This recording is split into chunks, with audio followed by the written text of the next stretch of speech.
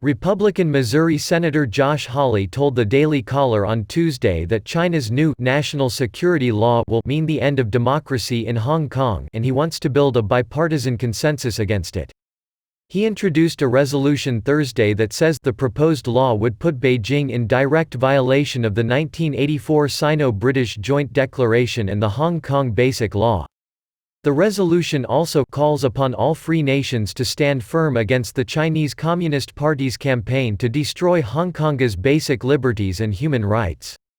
China introduced the legislation Thursday just before the start of a legislative session for the China's National People's Congress, the country's parliamentary body that often acts as a mouthpiece for the Chinese Communist Party. The National Security Act would authorize China to ignore Hong Kong's legislature and step up its shutdown of the pro-democracy forces in the former British colony. Secretary of State Mike Pompeo strongly condemned the disastrous legislation Thursday.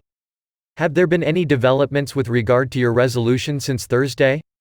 According to Senator Hawley, Republican Wisconsin Mike Gallagher has introduced a companion bill in the House of Representatives, which currently has 16 co-sponsors.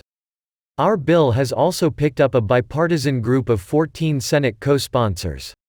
What else can the United States, and other democratic nations, do to pressure China to take this resolution seriously? The Trump administration announced today that it is considering a broad range of sanctions against Chinese officials and businesses in response to Beijing's crackdown in Hong Kong. The United States must build a coalition of allies and partners to hold the Chinese Communist Party accountable for its actions, not just in Hong Kong, but throughout Asia and the world. What can the United States do to gain the interest and support of other democratic nations to stand up to China? The United States must build a coalition of allies and partners to stand against China's bid to dominate Asia and then the world. Building that coalition starts with sharing information so that all nations understand the threat posed by China.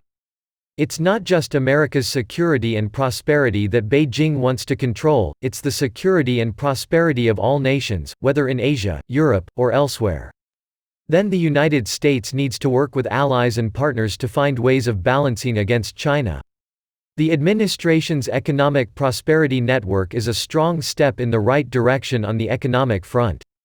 And the National Defense Strategy lays out what we need to do on the military side. It boils to making sure China can never impose its will on other nations, that all nations remain free to chart paths of their choosing, free from Chinese coercion.